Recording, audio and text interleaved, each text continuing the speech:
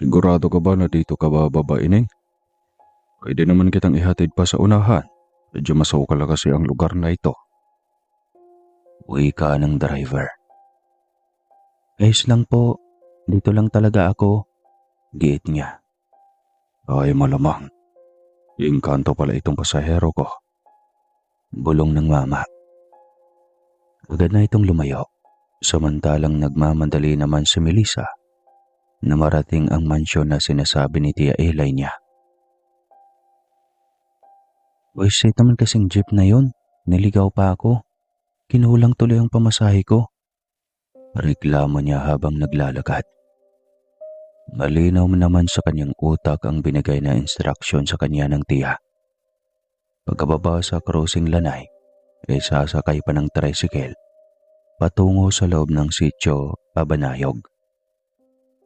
Hindi niya nakalang isang probinsya rin pala na napakalayo sa sibilisasyon ang angka na kanyang pagsisilbihan. Dire-diretso lang ang kanyang lakad. Mga 3:00 na iyon ng hapon. Unti-unti na niyang nasilayan ang mga kabahayan. Napahanga siya sa mga taga-roon. Liblib na iyon ang parte ng isang baryo. Subalit mansyon ang kalaki na mga kabahayan. May nakasalubong siyang isang lalaki. Suot nito ang sombrerong Amerikano na kulay puti pa. Maging ang suot nitong kasuotan ay sinuunang damit ng mga Amerikano. Napakunot ang kanyang noo. Dahil wala naman siyang nakita na ganong kasuotan sa kasalukuyan. Napag-iwanan ba ng panahon ang sityo na ito? Mukha namang yayamanin ang nakatara dito Tanong niya sa kanyang sarili. Napatanong pa siyang muli sa kanyang sarili kung naliligaw ba siya. Ngunit hindi siya nagkamali sa address na ibinigay ng kanyang Tia Eli. Kung hindi nga lang sa kasabikan na makita ito, hindi na siya pupunta. Lalo na at nag-aalangan ang kanyang ama. 9 na taon na ring hindi nakauwi sa kanilang lugar ang kanyang tiya. Ang buong akala ng buong pamilya ay napano na ito. 1980 nang magpaalam ito sa namayapa ng Lola Nieves niya na magtrabaho sa lungsod. Ayaw sana itong payagan dahil maayos naman ang kanilang pamumuhay doon sa probinsya. May malawak silang palayan at maisan. May kapihan rin sila na abot hanggang 1 hektarya na taon-taon nilang inaani. Ngunit nais nito na maranasan ang buhay sa lungsod. Kaya pinayagan na sumama sa isang kaibigan. Ngunit anong taon na? 1989 na. Ay saka lang ito himalang sumulat sa kanila. Kaya sa kasagabikan niyang makita ito, nagpaalam siya sa ina at ama na puntahan ito para magtrabaho na rin. 2 taon na siyang tambay dahil ayaw siyang pagtrabahuin ng ama. Ayaw na nitong maulit ang nangyari sa bunsong kapatid nito na si Eli. Mabuti na lang sumulat ito. Kaya malaking bagay iyon sa kanya dahil masisilayan niya ang ganda ng lungsod. Ngunit bakit makalumang probinsya itong kanyang napuntahan? Maging ang mga estilo ng bahay ay malalaki nga, ngunit makaluma naman. Ang iba ay abandonado na. Malayo-layo na rin ang kanyang nilakad nang muli ay may makasalubong siya. Tinanong niya ito sa address ng kanyang Tia Eli. Subukan mong tanongin dyan, yung bahay na may gate na Rihas Bakal. Turo nito sa isang malaki at halos nilulumot na sa sobrang kalumuan na gate at maging ang bahay. Ansya niya ay 1 siglo na ito buhat ng itinayo. May 2 palapag at napakalaking bahay iyon. Malamang ay nasa 200 square meter ang buong kabahayan. Ang lawak ng buong bakuran ay abot ng nasa 1,000 kwadrado. Grabe naman. Hindi man lang ba naisip ng boss ni Tia Eli na pinturahan itong napakalaking bahay na ito? Grabing pamumuhay dito. Pati pintura hindi nauuso. Wika pa niya sa kanyang sarili. Hinanap niya kung saan ang doorbell. Ngunit pati ito ay mukhang hindi rin uso sa lugar na iyon. Ano ba to? Mabuti pa ang mayamang asyendero sa aming probinsya. May doorbell. Saka laging bago ang pintura sa bahay. Aniya. Sisigaw na sana siya nang biglang may nagsalitang matanda sa kanyang harapan.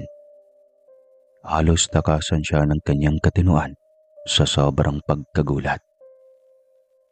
Lola naman, saan kayo galing at bigla na lang kayong sumulpot sa harapan ko? Tanong niya rito. Hawak ang kanyang dibdib. Nakita kitang nakatingala sa bahay.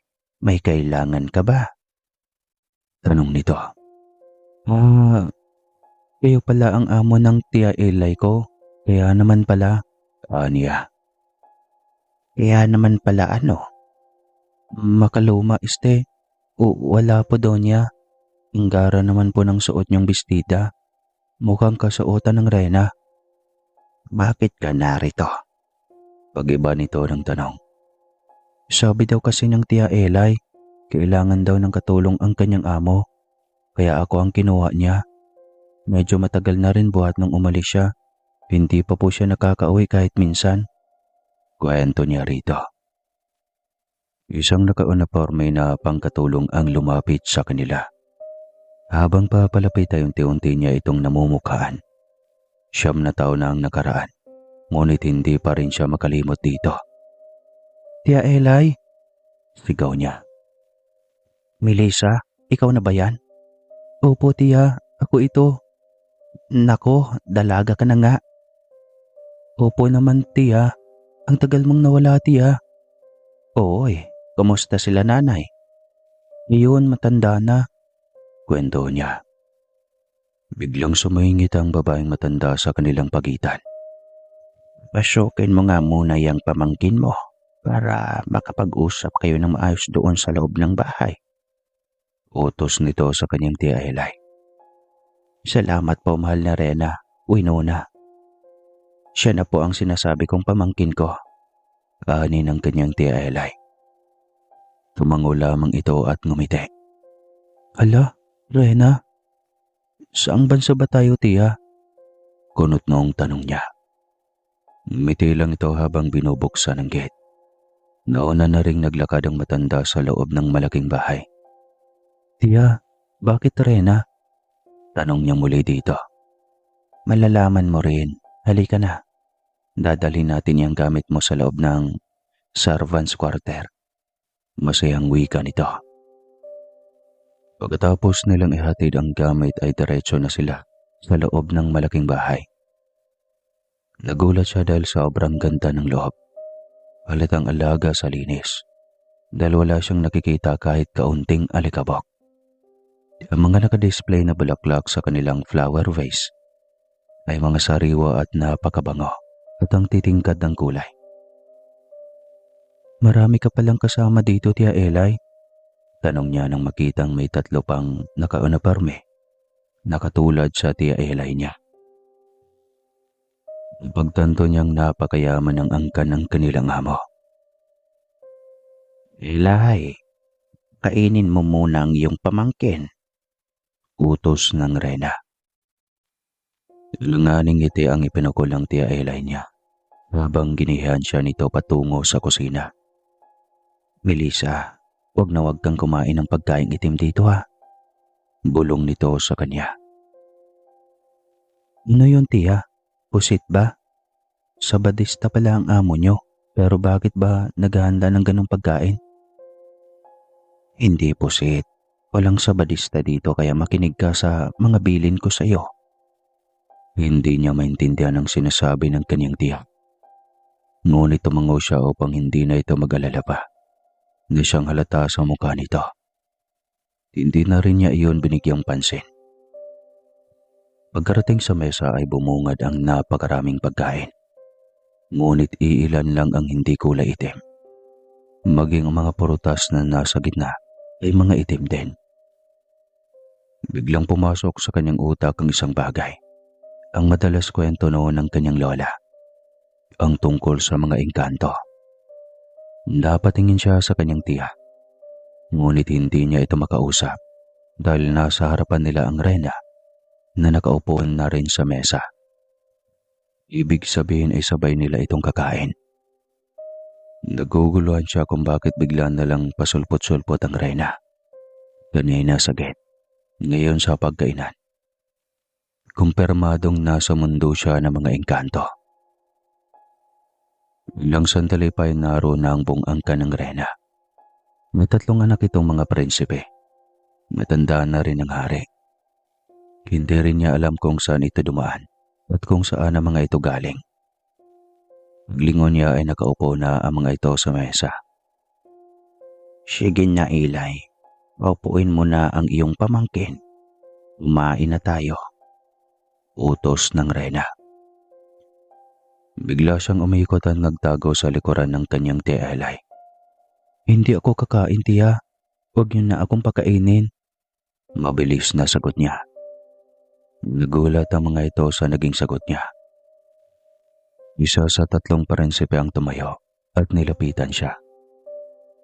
Si Prinsipe Amhel na siyang pinakamasungit sa lahat. Kumain ka. Ayaw at sa gusto mo. Kakain ka. Galit na utos ng prinsipe sa kanya. Huwag mong pilitin, Prinsipe Amhel. Bawal sa batas natin ang sapilitang pakainin ang mga mortal. Hayaan mo sila ang pumili. Saway ni Prinsipe Arturo. Lagi ka na lang pabida, Prinsipe Arturo. Ano? Nangangarap ka na magustuhan ng isang mortal. Ang mga katulad nila ay nababagay lang na maging taga-silbi sa atin. Galit na wika na Prinsipe Amel. Tumigil kayo. Alam niyong ayaw ko sa lahat ay ang nagbaba ngayon sa harap ng hapag. Prinsipe Amel, Arturo, umupo na kayo. Kumain na tayo. Maring utos ng hari. Umupo lang sila sa harap ng mga ito.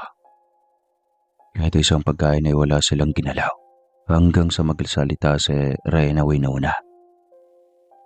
Kaya ako nagdagdag ng isang taga-silbi dahil nalalapit na ang piyesta. Kailangan ng maraming tagapagsaluno sa mga importanteng panauhin sa araw ng piyesta. Wika ng Reyna. Reyna, gusto ko si Melissa na maging personal na tagapangalaga ko sa araw ng aking kompetisyon. Wika ni Arturo. Walang problema. Gawin mo na lang siyang personal mong tagapangalaga habang buhay. Marami pa ang parating. Wika ng Reyna. Hindi komportable si Melissa habang nakaupo sa harap ng angka ng engkanto. Naguguluhan siya bakit siya pinapunta pa roon ng tiya Eli niya. Kung alam nitong hindi pala iyon mga normal na tao. Matapos kumain ng buong angkan, ay naiwan silang dalawa. Nagtaka siya kung paanong naubos ang mga iyon ang nakahain na napakarami. Gayong 5 lang ang mga ito. Kung sa kanila iyon na mga mortal, tiyak 30 katao ang makakaubos ng ganoon kadaming pagkain. Ang naiwan lang ay ang buong lechon na pabo at may puting kanin rin. Kumain ka na, Melissa. Pwede nating kainin ng ganito. Huwag lang ang itim na kanin at ulam. Wika ng kanyang tiya Eli. Tiya, ano ito? Di ba? Mundo ng mga engkanto ito. Mga engkanto sila. Tiya, bakit pati ako? Tanong niya sa kanyang tiya. Mahabang kwento kung bakit ako napunta sa mundong ito, Melissa. Alam mo naman na ikaw ang pinakamamahal kong pamangkin, Melissa. 9 na taon akong nakulong dito at ayaw nilang pauwiin. Kaya naghanap na lang ako ng paraan para mapadalhan ka ng sulat. Para mapuntahan mo ako. Gusto ko na rin sana silang makita lahat. Pero wala na akong ibang magawa pa. kasi kumain ako ng itim na pagkain. Wala na akong pag-asa na makauwi pa sa ating mundo. Kung pwede lang na ibalik ulit. Kung pwede lang na mailuwa ang pagkain na iyon.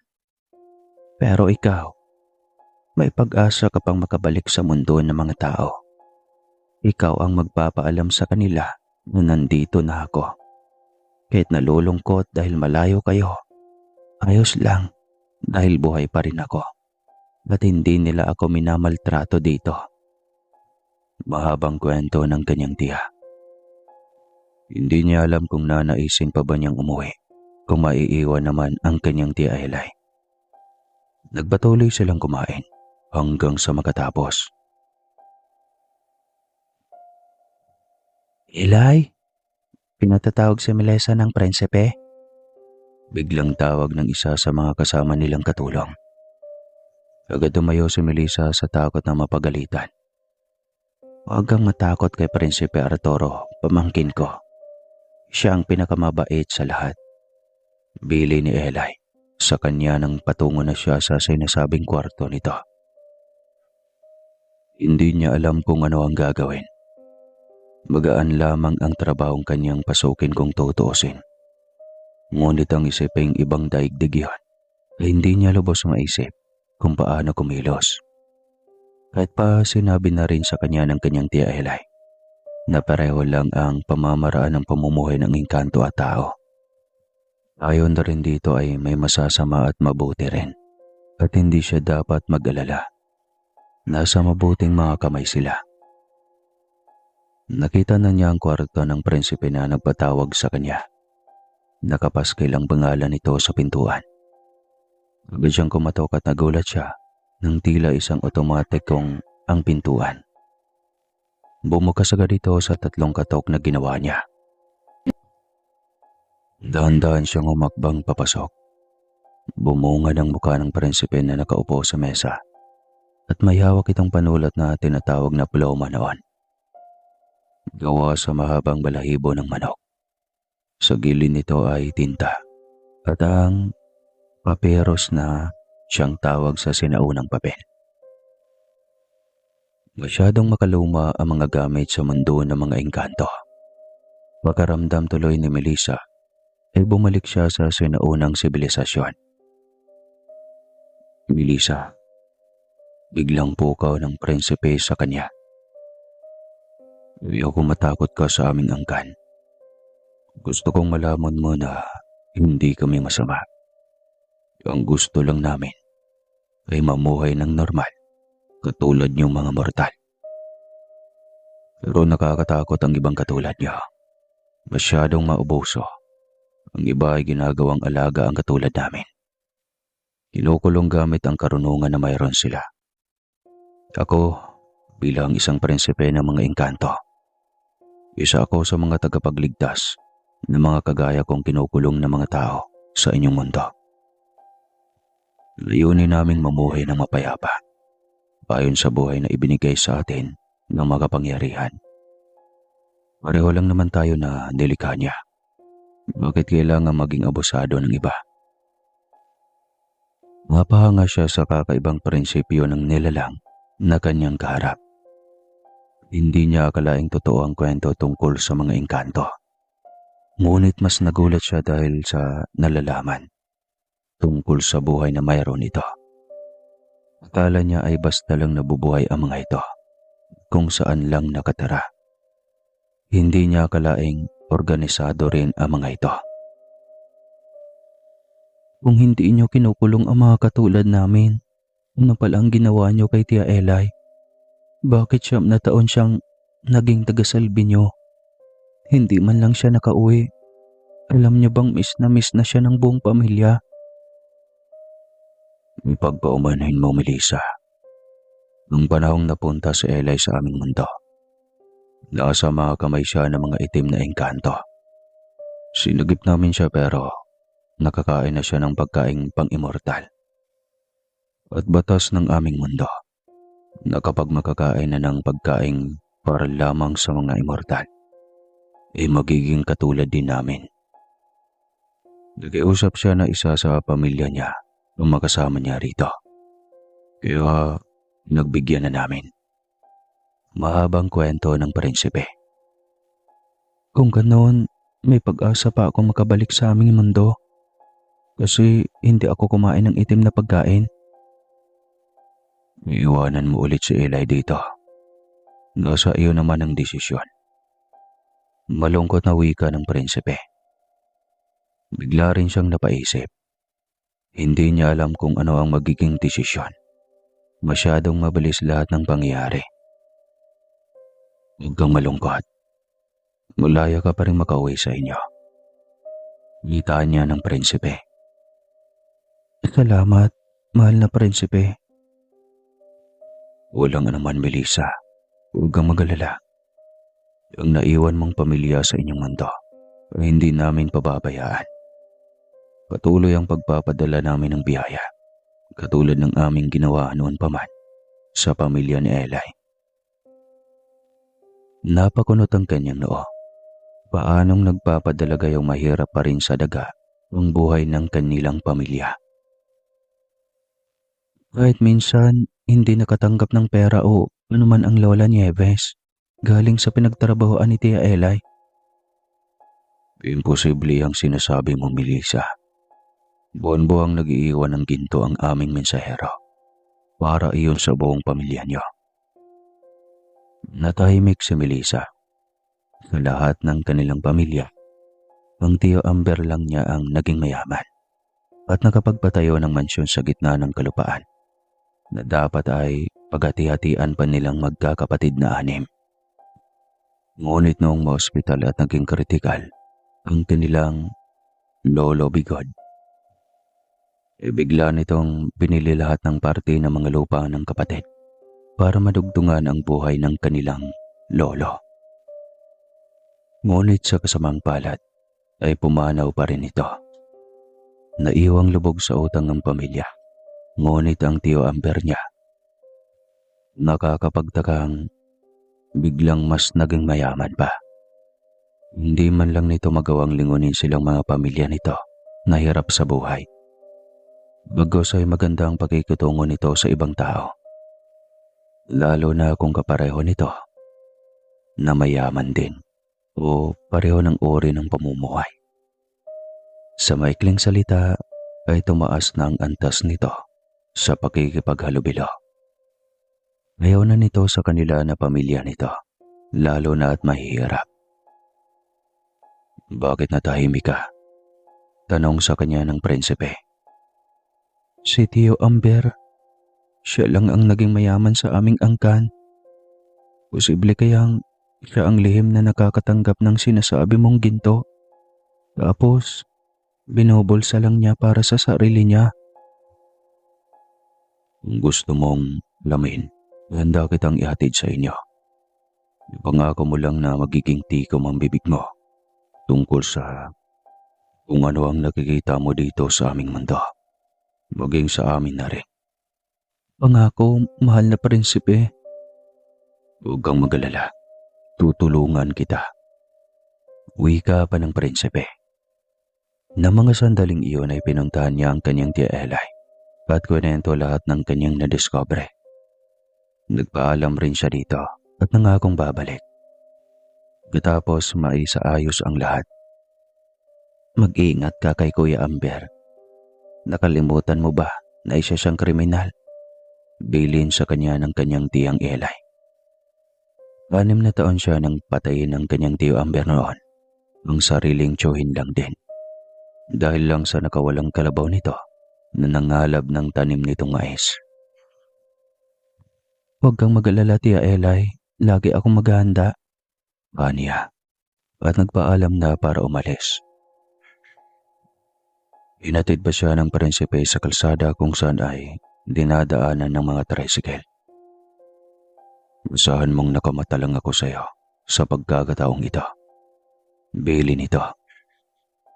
Mungaw siya kahit medyo alanganin siyang makaintindi kung ano ang ibig sabihin nito.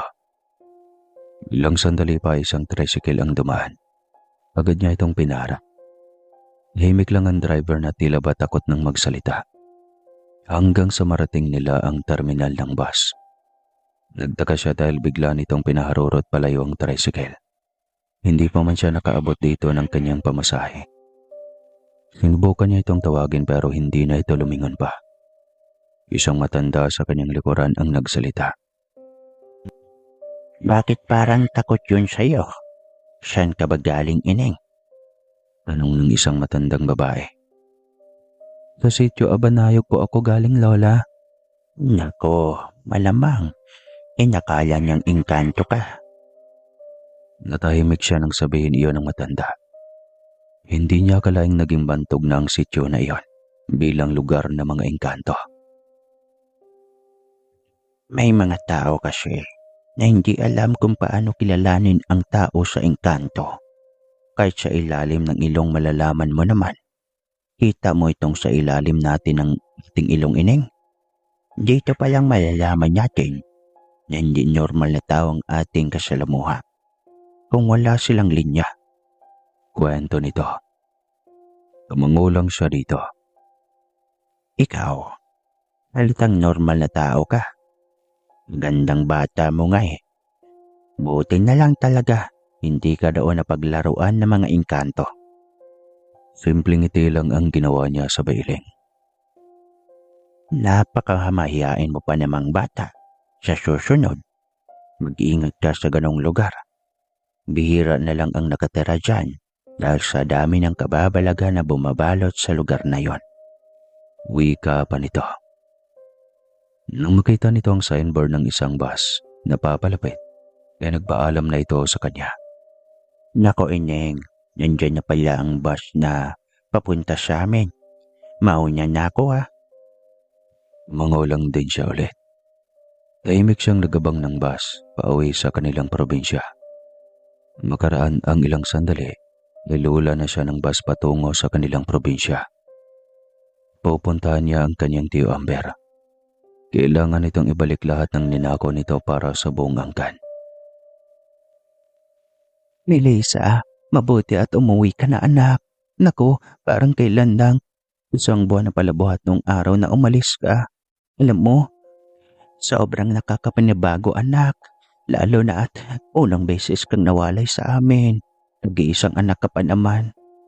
Si nanay talaga. Ang bilis ko lang naman doon. Tsaka, kaya ako umuwi ngayon dahil may kailangan akong asikasuhin. Tungkol saan, anak? Tungkol sa yaman na ibinol sa lahat ni Atiyo Ambernay. Kailangan niyang ibalak iyon dahil kung hindi, kaparusahan ang kakaharapin niya.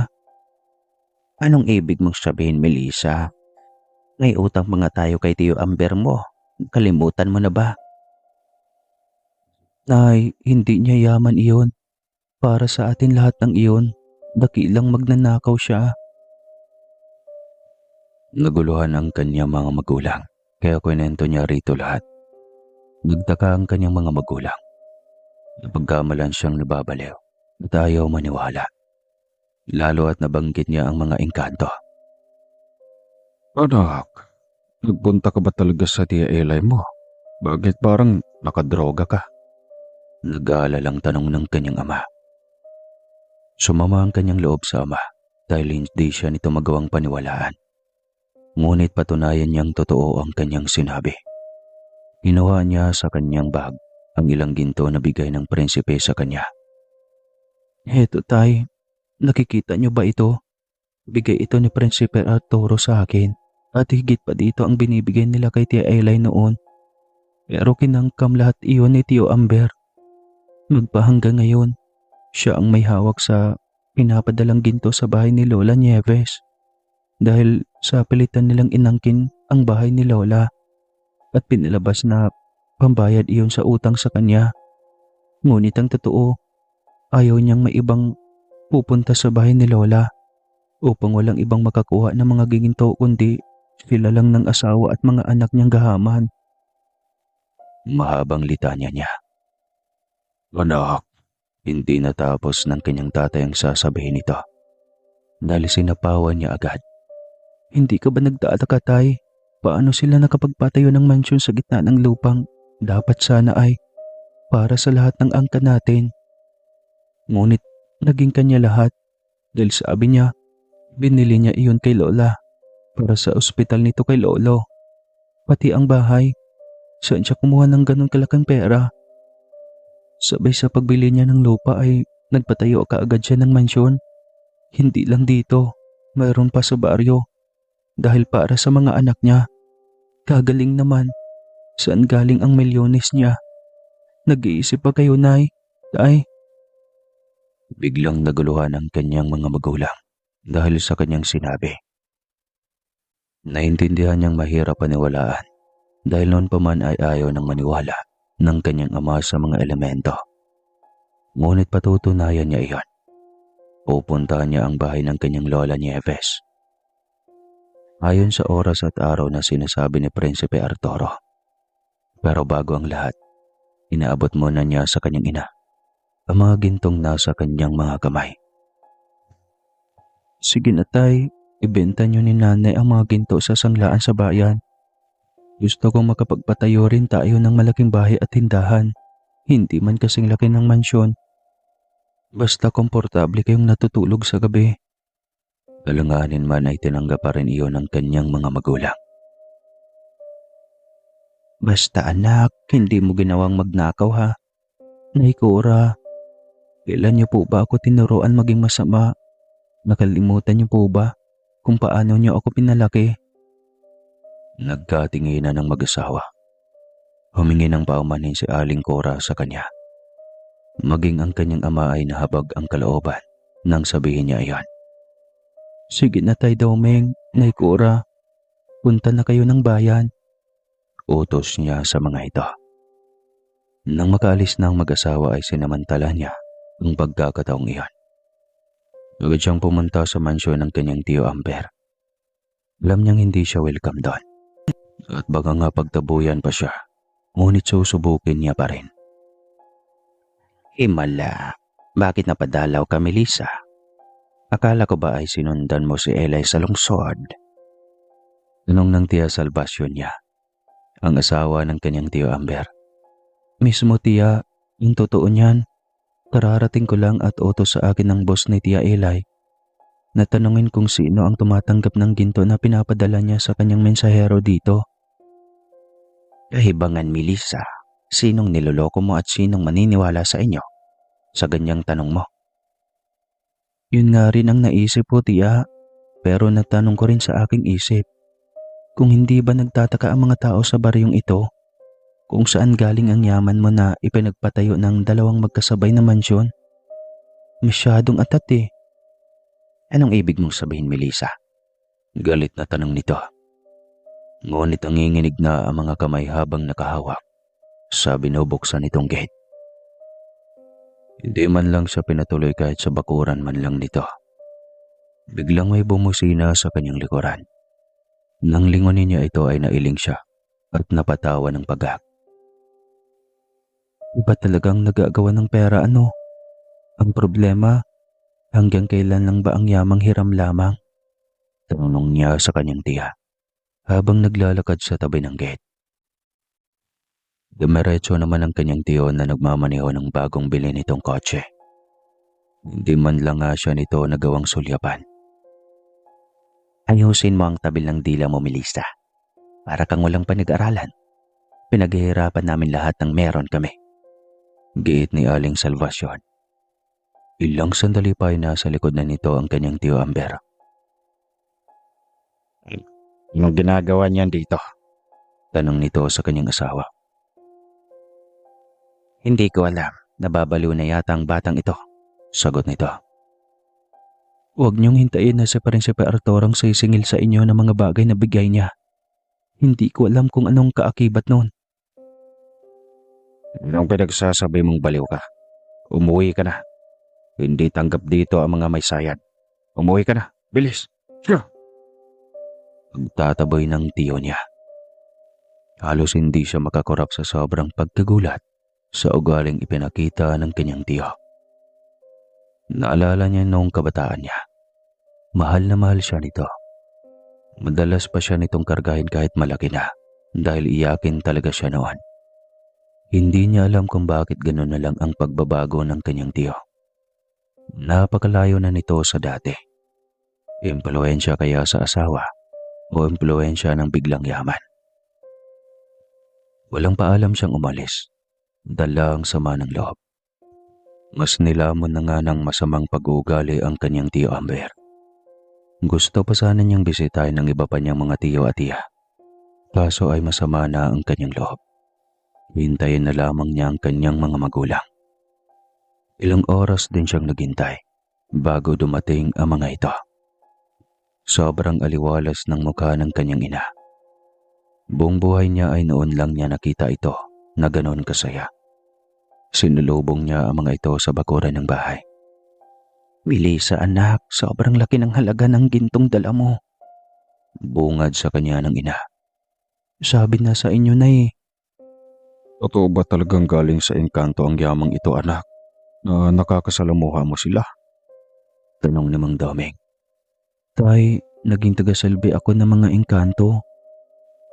Si Tia Elay, nandun siya at ngunit hindi kagaya ko na malayang makakauwi anumang oras. Anong ibig mong sabihin, Melissa?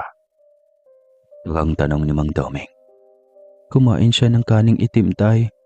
Kasi ng mga panahong iyon ay inosente pa siya. Wala siyang alam sa ganong batas na mga engkanto. Ngunit ako, mabilis niya akong inabisuhan. Kaya niya ako pinapunta roon. Dahil namimiss na niya tayong lahat. Dahil siyang iparating na maganda ang buhay niya doon. At patuloy ang kanyang sahod na dinadala ng mensahero sa mismong bahay ni Lola. Yun nga lang at napunta lang sa gahaman na Tiyo Amber. Hindi makasagot ang kanyang mga magulang. Alam niyang unti-unti na niyang napaniwala ang mga ito. Huwag kang mag-alala, anak. Kung totoo iyang sinasabi mo, tiyak ako na may sisingil din sa kanila. Karma na ang sisingil sa kasamaang ginawa nila. Kanin ng kanyang ama. Ngunit gusto pa rin niyang mapatunayan ng dalawa niyang mata. Nang sumunod na araw ay kabilugan ng buwan. Yun ang oras ng pagdating ng sugo mula sa karian na Rena Winona. Nakiusap siya sa ama na samahan siya nito sa bahay ng kanilang lola. Anak, maghahating gabi na. Kaya nga po tay, ating gabi dinadala ng sugong mensahero ang mga ginto na bigay ng karian para sa pamilya ni Tia Elay. Patutunayan ko sa iyo na totoo lahat ng iyon. Dahil sa kanyang pakiusap, ay napilitan ng kanyang ama na sumama. May kalayuan ang bahay ng kanyang lola Nieves. Nasa 1 kilometro pa yata ang layo nito mula sa kanila. Pagkarating nila sa bahay ay naghintay muna sila ng ilang sandali. Nagkabli sila sa malaking puno ng mangga. Madilim ang lilim niyon, kaya walang makakakita sa kanila. Hindi pa man sila nagtagal doon, ay may namataan na silang nilalang. Bigla na lang sumulpot sa hagdan ng bahay. Nakita mo yan tay, iyan na yata ang mensahero.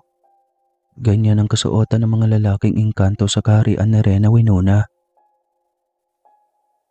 Sigurado ka ba, Melissa? Opo tay, sigurado po ko.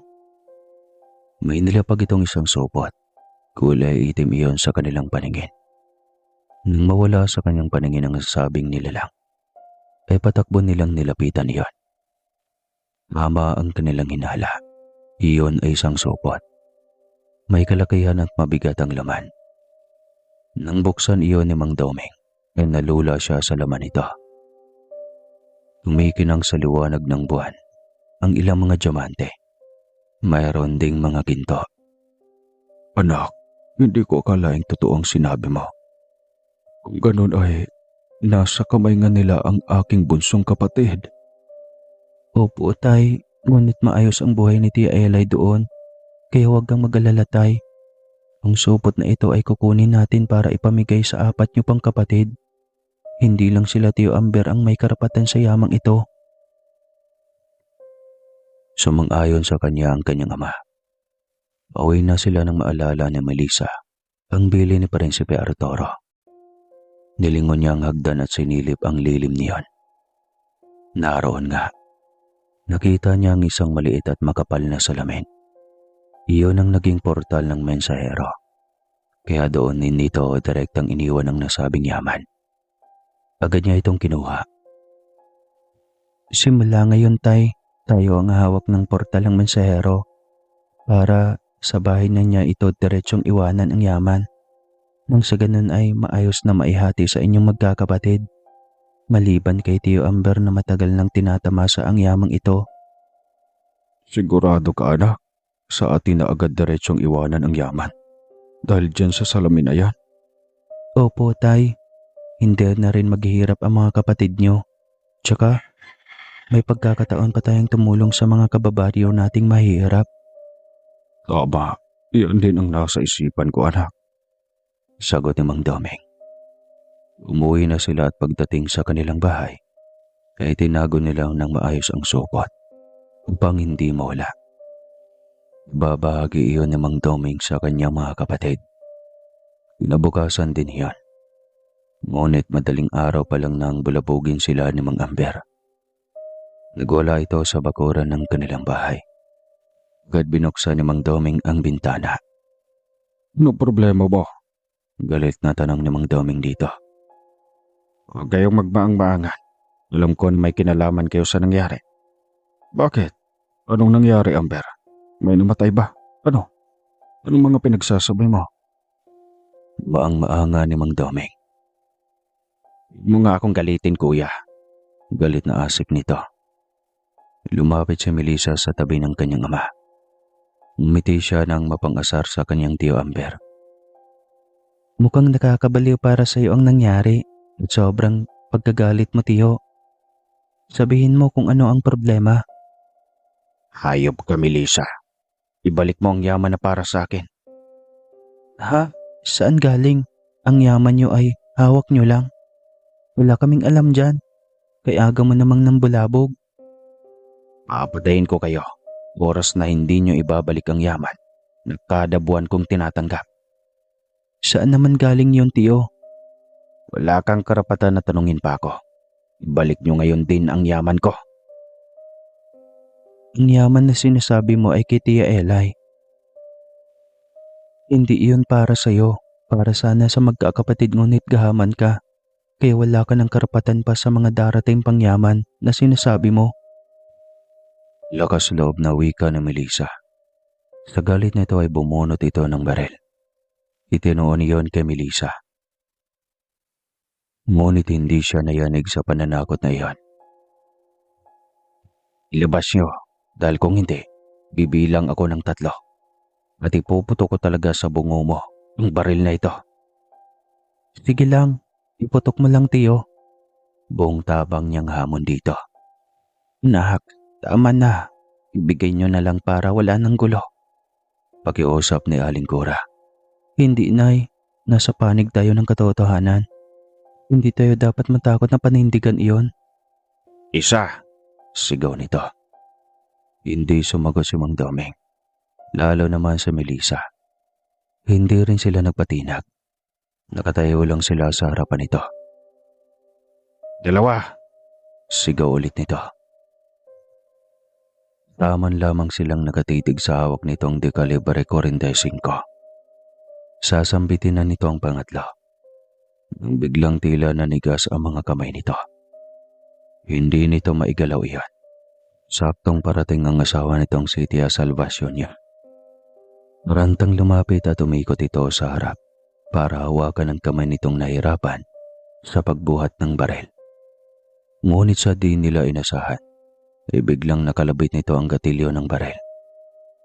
Saktong sa mukha iyon ni Aling Salvacion tumama, tago sa utak nito sa likod.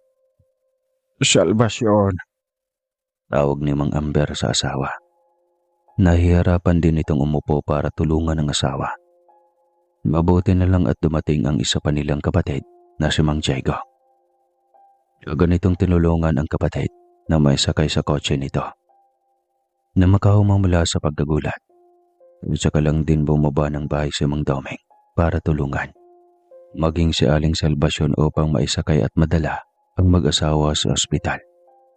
Pagkarating doon ay agad ang mga itong inasikaso. Si Aling Salvacion ay kinakailangan pang i-ICU dahil sa tindi ng pinsala. 50-50 ang lagay nito. Ngunit dahil sa pera ay kaya ng pamilya na bayaran lahat ng doktor at machine na kailanganin.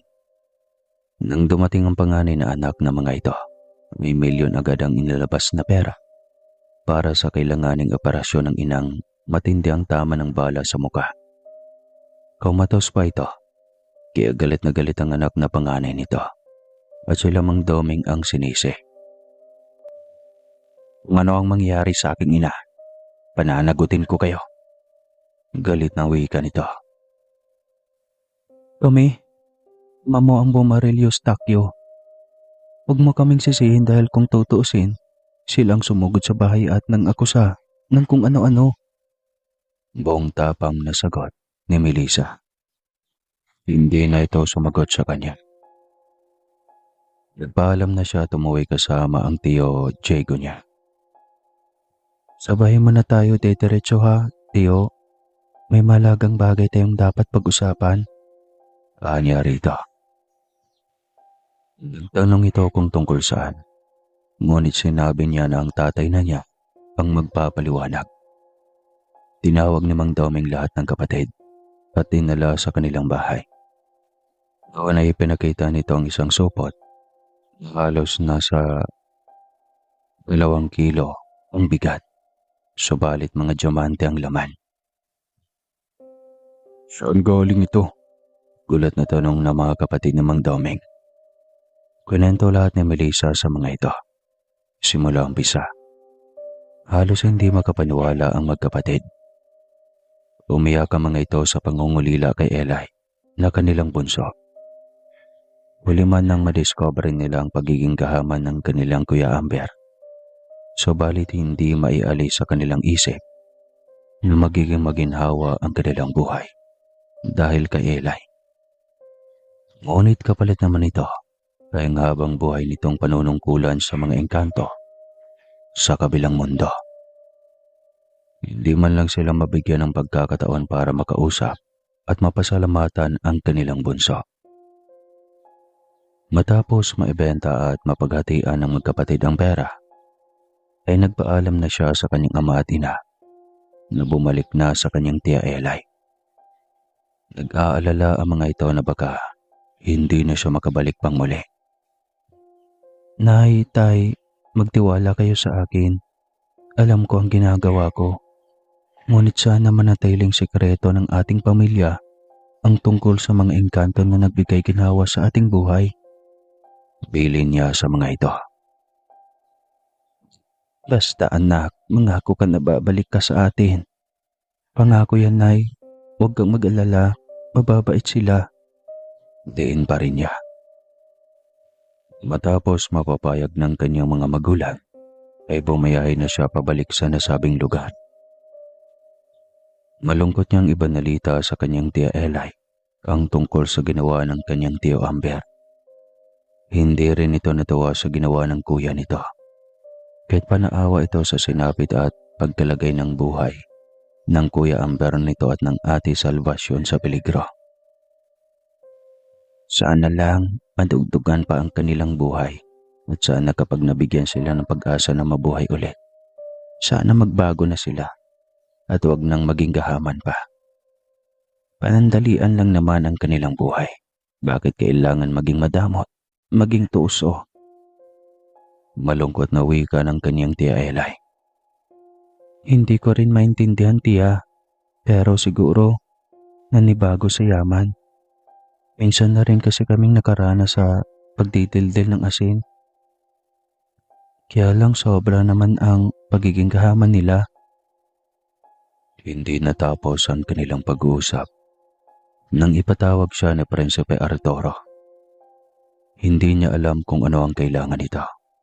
Ngunit malamang ay may iuutos ito. Magpapasalamat na rin siya dito dahil sa ginawa nitong kabutihan sa kanya at sa buong pamilya. Malayo pa lang siya ay sa kanya na agad ito nakatingin. Matamis ang mga ngiti. Kaya napangiti na rin siya dito. Magandang araw, mahal na prinsipe. Bago po ang lahat ay gusto ko muna sanang magpasalamat sa lahat ng kabutihan mo sa akin at sa buong pamilya namin ni Tia Eli.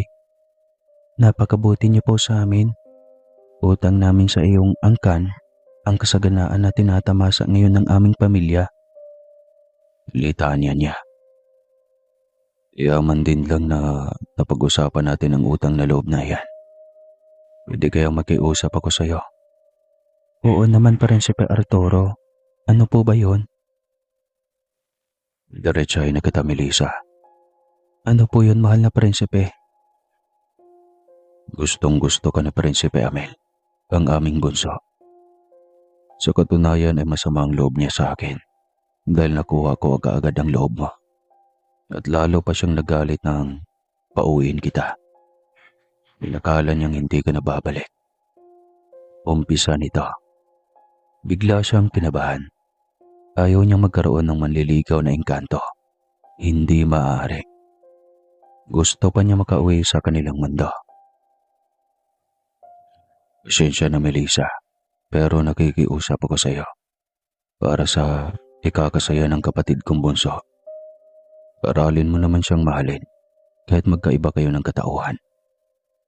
Diretso ng pag-iusap ni Prinsipe Arturo. Hindi siya nakaimik. Bukod sa pagkagulat ay nagaluhan na rin siya. Hindi niya inasahan na iyon ang bubungad sa pagbabalik niya sa kaharian. Masungit lang yun si Prinsipe Amel, pero kapag nakilala mo na siya ng lubos, tiyak akong magugustuhan mo rin siya. Ani pa rin ang prinsipe. Kiusap, Melissa. Sige na naman. Pumayag ka na. Uwi ka pa nito. Wala siyang magawa, kundi ang pumayag na rin. Kahit pa napipilitan at naguguluhan pa rin. Nahihiya rin siyang tumanggi. Pagkatapos sila nitong ulanin ng biyaya. Nang mapapayag siya nito ay sobrang tuwa ng prinsipe. Agad nitong tinawag sa Prinsipe Amel. Tila nagtataka pa ang prinsipe habang papalapit sa kanila. Anong kailangan mo, Kuya Arturo? Tanong nito. Ipasyal mo itong si Melissa. Dalhin mo siya sa lungsod upang makita rin niya kung gaano kaganda ang ating mundo. Ano, Kuya Arturo? Bakit ako? Hindi ako bodyguard mo para utusan na ilibot at ipasyal itong babae mo. Nakaramdam ng hiya sa Prinsipe Arturo sa naging asal ng kapatid. Nagulat rin si Melissa at hindi inasahan ang kagaspangan na iyon ng bunsong prinsipe. Nagtaka pa siya dahil hindi naman ito kakitaan ng pagkagusto sa kanya. Napakasungit pa rin ito, gaya ng unang araw na nakilala niya ito. Napagtanto niyang ito talaga ang ugali ng prinsipe, kaya mahirap na iyong baliin pa. Amel, huwag ka naman ganyan sa harap ni Melissa. Ito na nga nilalapit. Hindi ko inutos na ilapit mo ako sa kanya, kuya. Problema sa'yo, kuya. Lagi kang pabida. Uwi ka nito sabay alis. Kapwa nagulat sila nang maiwan. Kala ko ba gusto ako ni Prinsipe Amel? Bakit ganun? Tanong niya sa kanyang sarili. Pasensya ka na, Melissa. Pwede bang tulungan mo ako makuha ang loob niya? Nakala kasi niya na nililigawan kita. Paliwanag ng prinsipe. Tinuruan pa siya nito ng paboritong pagkain ng prinsipe. Niluto nila iyon at ibinigay sa prinsipe. Alanganin pa siya nitong pinapasok matapos marinig ang kanyang boses. Prinsipe Amel, wag na po sanang maging mainit ang ulo mo sa akin. Nag-aalangan niyang sabi dito. Saka wala pong espesyal sa pagitan namin ni Prinsipe Arturo. Isa lang po akong taga-silbi dito. Wika pa niya. Masama itong nakatitig sa kanya. Wala akong pakialam sa inyo. Asik nito. Natahimik siya habang napapikit ang mga mata sa takot. Tila na konsensya rin ito nang makita ang kanyang reaksyon. Pasensya na. Sambit nito sabay kuha nito ng mangkok na may lamang pagkain na niluto niya. Napabuga siya ng hangin. Mukhang maayos na ang ulo nito. Prinsipe Amel, baka gusto niyong mamasyal sa labas. pwede kitang samahan. Sabi kasi ni Prinsipe Arturo, simula ngayon ay ako na ang bago mong tagasilbi.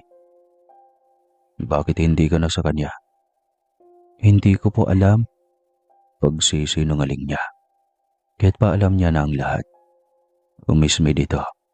Ngunit wala pa rin itong pagtutol ng sabihin niyang siya ang bagong tagasilbi dito. Tara, samahan mo ko. Uwi ka nito. Sumunod lang siya dito hanggang sa makalabas sila ng kaharian. Sakay sila sa magarang kotse. At hindi niya alam kung saan ang kanilang tungo. Basta may kalayuan din iyan. Nang tumigil ang kotse ay inikot niya roon ang kanyang tingin. Napakunot ang kanyang noo. Sako pa ba ng inyong kaharian ito? Tanong niya rito. Hindi ba halata? Nasa mundo na tayo ng mga tao. Kaya pala, Anya na namamangha sa paligid. lagi ka ba dito? Medyo madalas rin nung buhay pa si Dahlia. Sino siya, mahal na prinsipe? Hindi niya napigilan na tanong. Espesyal sa akin. Naku, ayan naman pala Prinsipe Amel, ligawan mo na. Wala na siya. 5 taon na ang nakaraan. Bigla siyang natahimik at tagulak. Bungakala niya ay buhay pa ito. Humingi siya ng paumanhin sa prinsipe. Tumango lamang ito. Nasa ilalim sila ng isang malaking puno ng balete na kaupo. Isa yata iyong mamahaling resort. Iilan lang ang naroon at madalas ay mga dayuhan. May mga palaruan malapit sa kanila, ngunit walang tao. Wala ring mga kabataan. Marahil ay weekdays iyon, kaya walang masyadong panauhin. Maya-maya pa ay, Hindi pa ba tayo uuwi, Prinsipe Amel? tanong niya rito. Tulala pa rin ito. Napakalalim ng iniisip. Alam mo bang sasama na sana sa akin si Dahlia noon? Umpisa nitong magkwento. Tumango siya nang humarap ito at tumitig sa kanyang mga mata. Nalaman ng kanyang ama kaya hinarang kami. Dinala siya sa albularyo at nilagyan ng kung anong bagay. Kaya hindi na ako makalapit. Hindi na rin ako makikita ni Dahlia. Kahit 10 metro lang ang layo ko sa kanya. Hindi niya ako maririnig. Nawalan kami ng koneksyon hanggang sa magkasakit siya dahil ayaw nang kumain. Sa akin nila sinisisi lahat. Mahabang kwento nito. Paumanhin, Prinsipe Amel, pero kasi ang mga katulad nyo ay kinakatakutan ng mga tao. Bukod doon ay salot ang tingin nila sa mga kagaya nyo. Nagbibigay ng sakit at naghahatid ng malas. Hindi totoo yan. Alam ko, Prinsipe Amel, isa ako sa magpapatunay. Dahil nanging maayos ang buhay ng aking angkan dahil sa inyo. Kaya maraming salamat sa inyo, Prinsipe Amel. Ngumiti ito sa kanya. Napatango sabay tapik ng kanyang balikat. Tinignan niya ang kamay nito na nakatapik sa kanyang balikat. Nagtaka siya. Gusto nga kaya talaga ako ng lalaking ito. Parang niloloko yata ako na Prinsipe Arturo. Anya sa kanyang sarili. Ilang sandali pa ay niyaya na siya nitong bumalik na. Dahil patakip silim na rin. Maya-maya lang ay mag-iikot na ang security guard ng resort. Baka magtaka ito kung bakit naroon pa siya at parang baliw na nagsasalita sa kawalan. Alam niyang siya lang ang nakakakita kay Prinsipe dahil nasa mundo sila ng mga mortal. Dating sa kaharian, ay diretso na ang Prinsipe sa kwarto nito. Samantalang naiwan siya sa harap ng harden dahil naaaliw siyang pagmasdan ang mga matitingkad na kulay ng mga bulaklak. Hindi niya namalayan ang paglapit ni Prinsipe Arturo.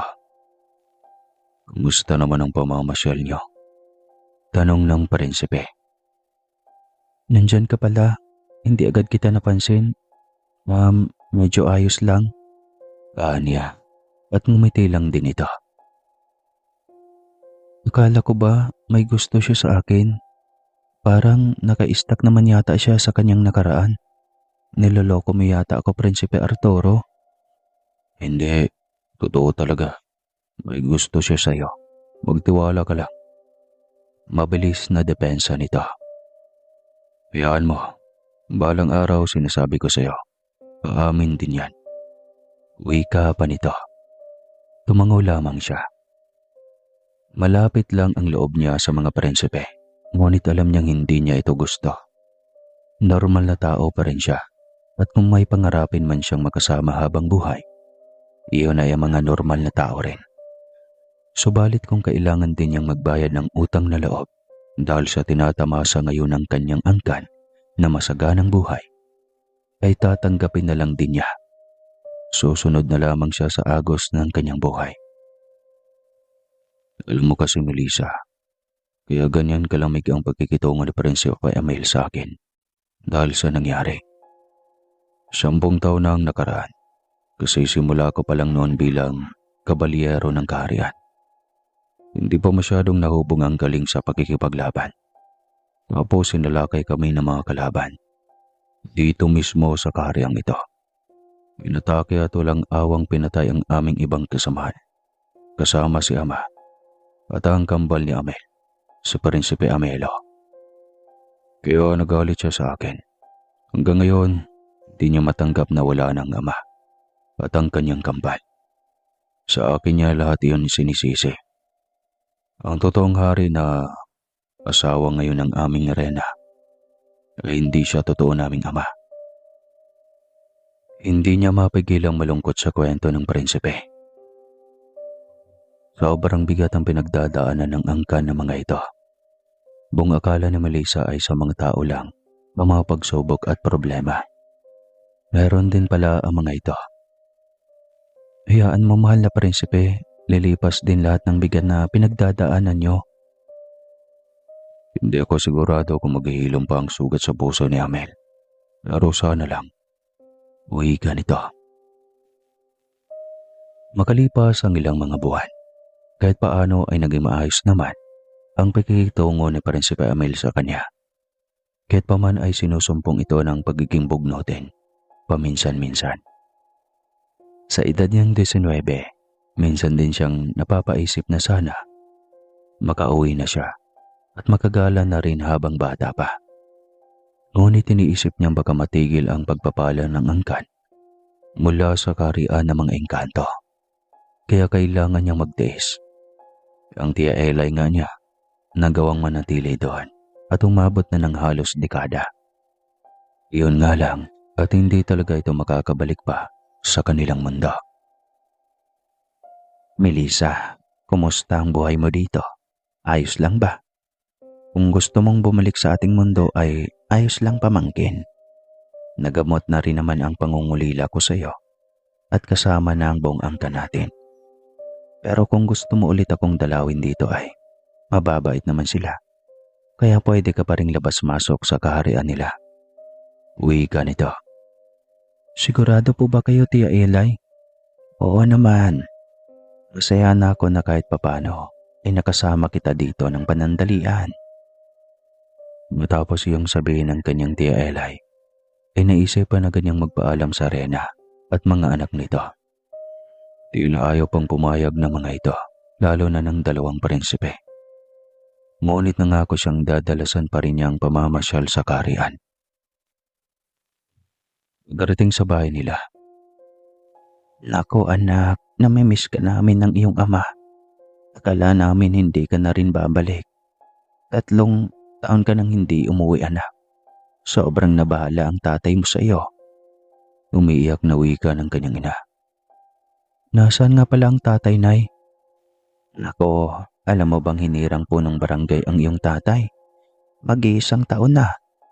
Ayaw sana niya, kaso ay pinipilit siya ng taong bayan. Kaya ayon, araw-araw ng abala. Marami na kasing natulungan ng iyong ama. Halos lahat ng tao dito sa ating baryo ay pinatayuan ng tatay mo ng bago at matibay na bahay. Talaga po, Nay. Naku, ang saya ko. Hindi na sayang ang yaman na binigay sa atin ng mga engkanto. Oo anak, pati ang mga tiyuhin at tiyahin mo ay nakiisa sa iyong ama. Napakagandang bagay na marinig yan, Nay. Pwede kaya akong pumunta doon? Nako anak, sigurado akong masosorpresa ng sobrang iyong ama. Tuwang sagot ng kanyang ina. Agad silang nag-abang ng tricycle. Sobrang namangha si Melissa dahil sa napakalaking pagbabago ng lugar. Simentado na lahat ng daan at marami ng pagbabago gaya ng mga malalaking bahay at mga pamilihan doon. Si Tio Amber pala, Nay, kumusta sila ni Tia Salvacion? Biglang tanong niya. Nako anak, siguro nga malaking tulong ang malaking pera. Kasi binigyan pa ng pagkakataon ang iyong tiyahin na mabuhay. Ilang beses din siyang naging kritikal. Siguro rin kumapit din siya sa taimtim na panalangin. Kaya noong nakarecover na siya ng gusto, ay humingi siya ng tawad sa lahat ng magkakapatid. Maging ang Tio Amber mo. Simula noon ay naging mabuti na sila sa lahat. Mahabang kwento ng kanyang ina. Salamat naman kung ganun, Nay. Masayang sagot niya. Natigil ang tricycle sa labas ng barangay. Ay diretso siyang bumaba at nauna nang pumasok sa loob. Hinanap agad niya ang opisina ng kanyang ama. Saktong pagbukas ng pinto ay kakatok pa lamang siya. Nagulat siya at diretsong nagtama ang kanilang mga mata ng lalaking palabas roon. Ay kailangan kayo binibini? Tanong nito. Kay Kapitan sana, nandyan ba? Abay oo. Sagot nito na niluwagan pa ang pinto para malaya siyang makapasok. Tatay! Sigaw niya. Nagulat ang binata at napatulala na lang sa kanya at sa amang kapitan na noon ay nagyakapan. Pagkagawa ay dahan-dahan itong isinara ang pinto. Iniwan silang mag-ama sa loob. Anak naman, bakit ang tagal mong bumalik? Akala ko tuloy mamamatay na lang ako sa pangungulila sa iyo. Tatay naman, syempre hindi mangyayari yan. Sabi ko naman hindi ba? Babalik ako at heto na ako. At huwag kang mag-alala. Hindi mo na ako aalis dahil tutulungan kita sa iyong mga trabaho. Gagawin nating maunlad itong ating baryo. Aniya. Nako anak, gusto ko yan. Hindi pa nga ako nangangalahati sa aking gustong gawin sa ating baryo. Pero alam ko magiging maganda at maging maunlad ang ating baryo pagdating ng panahon. Wika ng kanyang ama. Biglang bumukas ang pintuan at dumungaw ang kanyang ina. Domeng, anak, doon lang ako sa labas ha. May kausap lang ako. Sabay wika nito. Sabay sarang muli ng pinto. Malikos-usapan silang mag-ama at walang paglagyan sa tuwa si Melissa dahil sa kakaibang buhay na kanilang tinatahak ngayon. Biglang bumukas ang pintuan. Bumalik muli ang kaninang lalaking kasalubong ni Melissa. Lumapit ito sa kapitan at may binigay na mga papeles. Ito po kapitan, lahat ng mga papeles at permit para sa itatayong detachment sa Baryo Isanaya. Wika ng binata. Tay, magtatayo ng detachment ng militar dito? Tanong niya sa kanyang ama. Oo anak, sa Sitio Catalina, sa pinakadulong sitio, malayo sa mga sibilyan. Ang dami na kasi mga terorista sa ating lugar. Kaya dapat nang magkaroon ng maraming sundalo na siyang poprotekta sa kapayapaan ng ating baryo. Mahabang litanya ng kanyang ama. Tumango lamang siya. Noon pa man ay mayroon ng pugante at terorista sa kanilang lugar. Marahil ay mas lalo nang lumala sa pagdaan ng mga taon. Oo nga pala anak, itong si Lieutenant Delgado. Galing pa siya ng Visayas at dito nakadestino sa ating baryo. Malaking tulong na dito sila laging nakaoperasyon. Nababawasan ang mga tensyon sa lugar natin. Ang dami na kasing salbahe. Naabasta na lang manghihingi ng buwis sa mga negosyante at mga hasyendero. Akala mo naman batas. Sana naman mamuhay din sila ng patas. Litanya ng kanyang ama. Hindi na talaga nagbago itay. Dati pa yan na. Oo nga anak eh. Reklamo ng kanyang ama. Kapitan, hindi ko alam na may anak ka palang dalaga. Wika ng lieutenant. Bay oo, matagal lang ito sa syudad. Iba din po ba yung chismis na nasa mga engkanto? Anong engkanto? Sinong nagsabi? Gulat na tanong ni Mang Domeng. Huwag mo na lang isipin yun, Kapitan. Hindi ko rin sigurado kung kanino galing ang kwentong iyon. Pero talaga naman, ang ganda ng anak niyo ah. Puri nito. Naman, at sigurado akong wala ding nobyo ito. Nakangiting wika ng kanyang ama. Tatay, Saway niya. Anak, subok ng mabait itong aking kaibigan. Matagal na rin silang pabalik-balik sa atin. Katunayan nga pinatuloy ko na sila sa ating lumang bahay tuwing dito sila nakaka-operasyon. Kwento pa ng kanyang ama. Nahihiya siya sa binata dahil kakaiba ang himig ng kanyang ama. Pasulyap-sulyap lang din sa kanyang binata. Nagpaalam na siya sa kanyang ama dahil alam niyang may mahalagang pag-uusapan ang mga ito. Nagpasya na rin siyang umuwi na muna kasama ang ina. Gusto niyang ipagluto ang ama. Magkakaroon ng masarap at masayang hapunan sa kanila. anak, ito lang. Tanong ng kanyang ina nang makitang 1 kilo lang ng alimango, hipon at isda ang binili niya. Nay, 3 lang tayo. Sayang naman. Sa susunod na lang na linggo tayo magpapakain sa ating mga kapamilya. Tayo mo ng 3. Anak, 1 batalyon ang nilulutoan natin ng hapunan gabi-gabi. Iyan na kasi ang naipangako ng iyong ama sa mga sundalo. Kaya nga may 2 tagaluto sa bahay. Dahil alam ng tatay mo na hindi ko kakayanin. Nako, marami na pala, Nay. Di bibili na lang tayo ng marami. Aniya. Wala siyang magawa. Alam nga namang nakatunganga lang sa kanilang masarap na handa ang mga sundalo. Kinagabihan ito ang tuwa ang mga sundalo nang makita ang napakaraming handaan. Nako, may parte pala dito kaibigan. Wika ng isa. Pasasalamat lang ito kasi nandito na naman ulit ang aming kaisa-isang anak. Sana nga ay hindi na siya aalis pa. Malungkot na wika ni Mang Domeng. Ligawan mo na lang, Lieutenant Delgado. Total binata ka naman. Mabait at makabayan. Sigurado akong hindi magiging hadlang si Kapitan at ang kanyang may bahay. Wika ng isang sundalo. Pinamulahan ng mukha ang dalaga, samantalang si Lieutenant Delgado ay patawa-tawa lang. Subukan mo lang kung magugustuhan ka ng anak ko. Nasa kanya naman ang pagpapasya dahil may sariling desisyon na siya. Kung ayaw niya, edi pasyensya. Wika ng kapitan.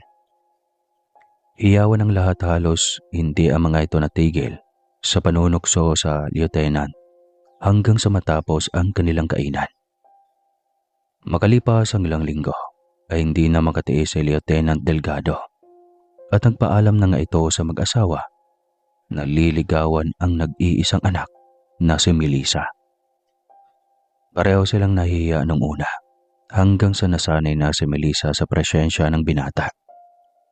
Patuloy ito sa panliligaw hanggang sa umabot na sa 5 buwan ang panliligaw nito. Ngunit hindi pa rin siya sigurado. Nalilito siya sa kanyang nararamdaman.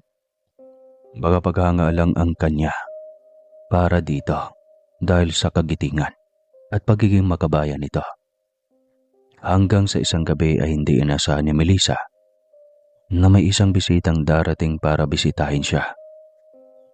Prinsipe Amel, paano ka napunta rito sa aking kwarto? Gulat na tanong niya.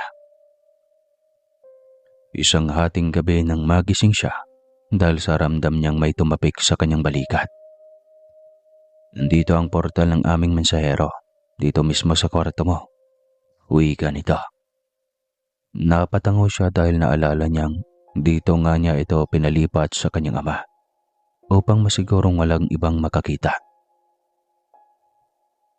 Hindi mo man lang naisip na dumalaw sa amin. Tila mahinanakit na wika ng binatang engkanto. Pasensya na mahal na prinsipe, Kasi may manliligaw ka na dito. Mahal mo ba siya? paano mo alam? Dahil lagi akong nakamata. Mas lalo pa siyang nagulat. Ngunit bakit nga ba hindi? Kaya nitong sumulpot kung saan-saan. Nang hindi nakikita ng mga taong ayaw nitong makita at maramdaman ang presensya nito. Melissa, mahal mo ba ang lalaking iyon? Tanong ulit nito. Hindi ko alam. Naguguluhan ako. Anya. Melissa, mahal kita. Mahal na mahal. Simula nung araw na nilisan mo ang aming mundo, naging mabigat ang lahat na hindi ko maintindihan. Sinubukan kong tiisin na huwag kang makita, ngunit hindi ko kaya. Mas lalo akong nasaktan. Ngunit nang maglakas loob akong puntahan ka sa mundo nyo, eto naman ang bumungad sa akin. May ibang lalaki na umaaligid sa'yo. Mahabang kwento nito. Hindi siya makasagot. Hindi rin niya alam kung anong isasagot niya rito. Sana naman hindi pa huli ang lahat para sa atin, Melissa. Uwi ka pa rin ito. Pasensya na Prinsipe Amel. Naguguluhan talaga ako. Anya. Inutusan niya ito na iwanan siya dahil gusto niyang mapag-isa. Malungkot itong lumisan at tanging buntong hininga ang reaksyon nito bago tuluyang nawala. Kinabukasan, nagtaka si Melissa dahil hindi niya nakita si Lieutenant Delgado sa agahan. Hindi na siya nag-alangan pang magtanong sa mga kasamahan nito. Nako, sobrang sama ng pakiramdam ni Lieutenant ngayon. Ayun, nanginginig sa sobrang taas ng lagnat. Wika ng isang kasama nito. Lagnat? Kaya ayos ng pakiramdam niya kagabi ah. Yun din ang pinagtataka namin. Masaya naman kaming nagkwekwentuhan kagabi. Bigla na lang siyang nagreklamo na masakit daw ang ulo. Tsaka ngayon, ayaw nang bumaba ng lagnat niya. Kwento rin ng isa. Nako, mukhang may iba sa dinaramdam ni Lieutenant. Hayaan niyo at dadaling ko dito ang albularyo para matignan siya. Wika ng ina ni Melissa. Walang kung anong pagdududa sa utak niya. Sa pagkakalang normal na lagnat lang ang lahat. Ngunit nang tawagin ni Aling Cora ang albularyo, ay napag-alaman nilang hindi iyon normal na lagnat lang. Naingkanto ito dahil may isang elemento na umaaligid dito. At tingin nito kay Lieutenant ay isang kakumpetensya. Biglang naalala ni Melissa si Prinsipe Amel. Posible kayang si Prinsipe Amel ang may gawa nito? Tanong niya sa kanyang sarili. Hindi niya alam kung sa anong paraan niya tatawagin ang prinsipe. Naisip niyang pumasok sa kwarto at subukang tawagin ang binatang engkanto doon. Hindi niya inasahan na maging matagumpay ang pagtawag niya dito. Maawa ka Prinsipe Amel. Anong ginawa mo sa isang inosenteng tao? Tanong ni Melissa sa prinsipe. Bakit labis ang pag-aalala mo sa kanya? Tanong nito. Itatanong pa ba yan? Halos hindi na magising si Lieutenant Delgado sa sobrang init ng kanyang katawan. Parang awa mo na mahal na prinsipe. Kunin mo na kung anumang nilagay mong sakit sa kanya. Pakiusap niya rito. Umiling ang prinsipe na tila ba nasasaktan sa kanyang malasakit sa binatang engkanto. Hindi ko gagawin. Mas mabuting mamatay na lang siya. Inagaw niya ang iyong atensyon na dapat ay sa akin. Nagulat si Melissa sa ganong reaksyon ng prinsipe. Hindi niya ito nakilalang makasarili. Ngunit dahil sa pag-ibig nito sa kanya, ay tila ibang prinsipe na ang kanyang kaharap. Bakit pa kita nakilala kung hindi ka naman pala magiging akin? Bakit ka pa itinuro ni Kuya Arturo sa akin? Para ano? Saktan muli ang damdamin ko. Ilang beses ba dapat masaktan? Tanong nito. Prinsipe Amel, alam kong mabait ka kagaya na Prinsipe Arturo. Alam ko rin na napakarami mo ng pinagdaanan. Pero, huwag mo namang daanin sa dahas lahat. Kung talagang para ako sa'yo, mangyayari iyon. Magiging akin ka kung walang siya. Giit nito. Parang awa mo na, Prinsipe Amel. Hindi mo alam kung gaano kalakas si Lolo Simeon. Anya. Ang tinutukoy niya ay ang albularyo. Ngunit nagbatigas pa rin ito. Hanggang sa nagulat din siya nang bigla na lamang itong namalipit sa sakit. Hindi iyon basta-basta lang dahil tuloy-tuloy hanggang sa nagulat na lamang siya. Nang unti-unting maging abo at natunaw sa harapan niya si Prinsipe Amel. Tumakbo siya sa lumang bahay kung saan naroon ang albularyo at ang binatang sundalong ginagamot nito. Itigil mo yan, Lolo Simeon, saway niya. Wala na. Patay na ang engkantong iyon. Wala nang mananakit pa kay Lieutenant Delgado. Wika ng matanda. Napatulala na lamang siya habang nakatitig sa katawan ng sundalo. Mahimbing pa rin itong natutulog, subalit wala na itong lagnat. Pagkawari niya ay kasalanan niya ang lahat. Kung hindi dahil sa kanya ay hindi nangyari iyon kay Prinsipe Amel. At hindi rin sana nangyari sa sundalo na magkaroon ng ganoong sakit.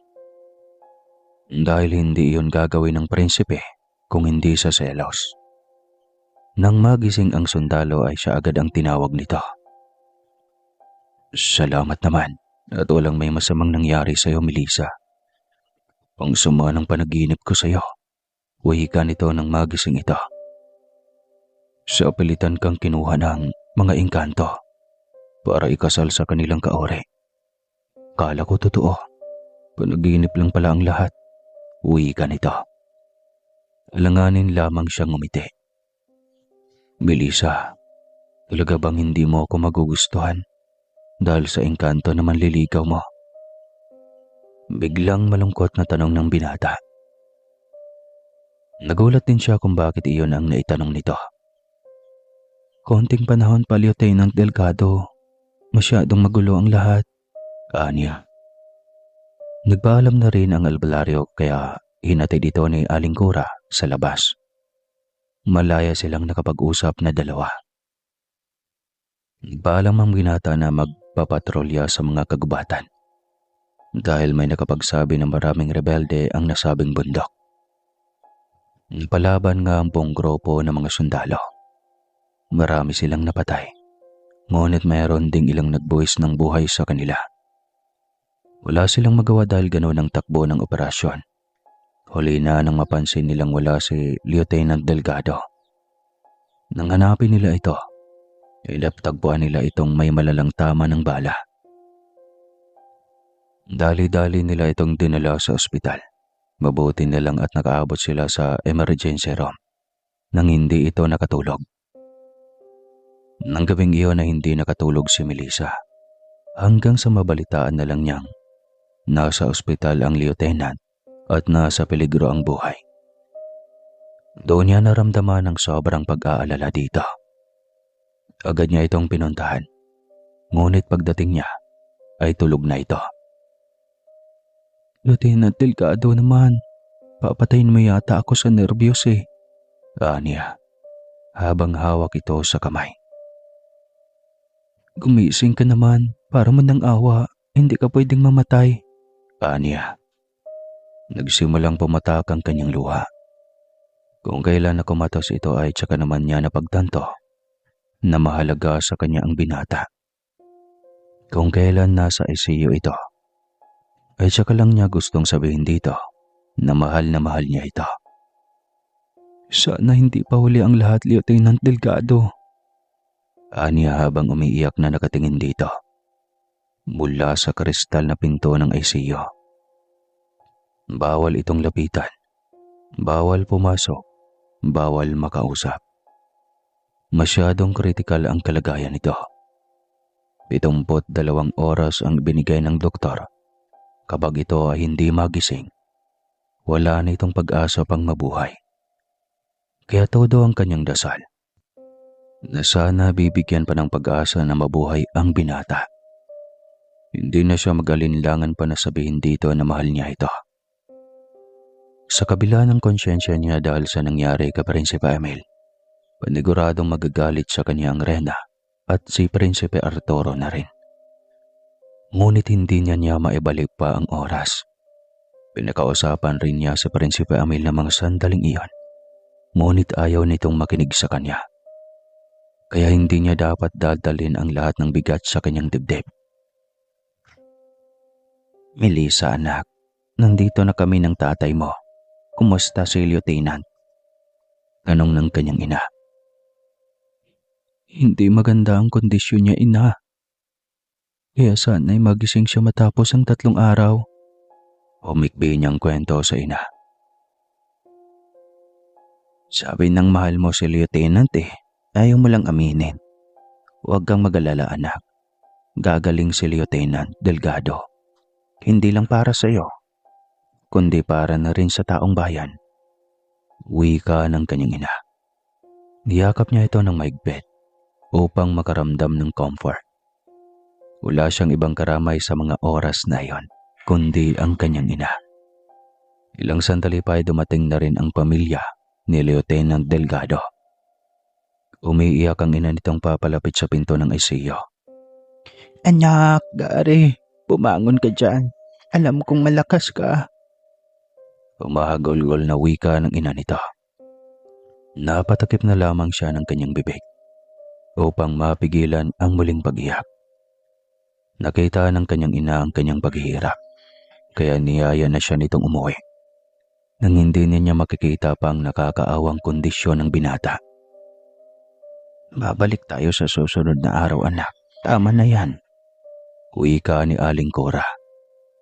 Sinubukan na rin niyang kumalma. Pag-uwi nila ay todo dasal lamang ang kanyang ginawa. Alam niyang walang imposible sa pagdarasal, kaya dito na siya kumapit. Hanggang sa makatulog na siya. Halos tinanghali siya ng gising at sobrang tuwa niya nang ibalita sa kanya ng kanyang ama na gising na ang sundalo. Agad niya itong pinuntahan sa sobrang pagkasabik. Akala ko hindi mo na ako dadalawin. Ang gusto ko pa naman sana noong magising ako ay ikaw agad ang bumungad sa akin. Wika nito. Huwag ka. Akala mo naman hindi ako napagod sa pagbabantay kung kailan ka magising dito. Pagtatapat niya sa binata.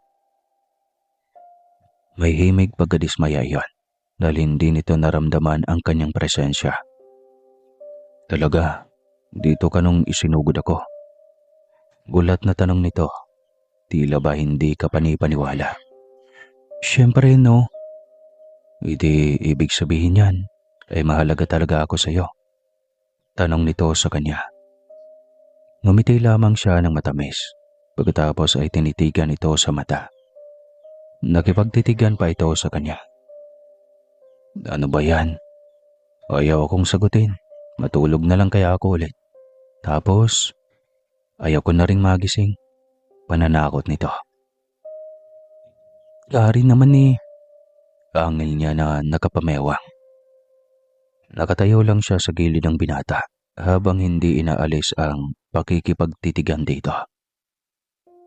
Tinawag mo ako sa pangalan ko. Ito ang tanong nito. Ngumiti lamang siya. Sige na, oo na. Aaminin ko na. Mahalaga ka talaga sa aking timangka. Kaya sana naman ay mag-iingat ka na sa susunod na operasyon. Mauna pa ako mamamatay siya dahil sa pag-aalala. Anya na hindi mapigil ang maiyak. Ngumiti ito sa kanya at kinawayan siya nito para lumapit. Yakapin mo nga ako. Utos nito. Nahiyaman ay umakap na rin siya dito. Agay, sambit nito kaya nagulat siya at bibitiw na sana sa pagkakayakap. Ngunit hinigpitan pa nito ang pagyakap sa kanya. Mamaya ka na bumitaw. Ayaw mo bang gumaling ako ng mabilis? Tanong nito na may himig paglalambing ng isang bata. Nailing lamang siya habang lihim na kinikilig. Timang ka talaga, Gary. Anong palagay mo sa akin? Antibiotic? Higit pa roon. Kaya ganito muna tayo. Bulong nito sa kanya. Mahal na mahal kita, Melissa. Mahal na mahal din kita, Gary. Handa akong sumubok sa isang relasyon. Kaya dapat bilisan mo nang magpagaling para ana-ana na tayo. Di joke lang. Anya. Tumawa ito at tinagkan siya sa noo. Oras nagagaling ako ng tuluyan. Hinding-hindi na kita papakawalan pa. Magpapakasal tayo agad. Sayang ang mga panahon at oras na magkasama nga tayo. Ngunit hindi naman kita maitabi sa kama. Uwi ka nito. Talaga? Payag ako, Gary. Hindi naman sa tagal ng relasyon ang basihan para magpakasal at magsama. Naniniwala akong tayo pa rin ang gagawa ng ating tadhana. Mangako kang magiging faithful at totoo sa akin. Dahil iyan lang naman ang kailangan sa isang relasyon. Anya Rita. Oo naman, mahal ko. Masayang wika nito. Mabilis na lumipas sa mga araw. 2 buwan ding nakaratay sa ospital ang lieutenant. Paglabas nito ay pinarangalan agad ito ng Pangulo. Pagkatapos ng parangal, ay agad nang namanhikan ang pamilya ni Gary sa kanila. Sobrang tuwa nilang dalawa. Hindi nila inasahan ang pag-cross ng kanilang landas. Tunay nga ang kasabihan na ang pag-ibig ay parang ulan. Bigla na lang babagsak na hindi mo mamamalayan. Pagkatapos pag nawala na at nandyan ang araw, wala ka ng pag-ibig dahil inihalin tulad mo sa isang ulan. Di joke lang. At dito na magtatapos ang kwentong ito. Di na natin alamin kung nagpakasal ba sila ng tuluyan pagkatapos mamanhikan. Baka mainggit lang ako. Ikaw din ba mainggit ka? At isa lang masasabi ko sa kwentong ito. Wakas.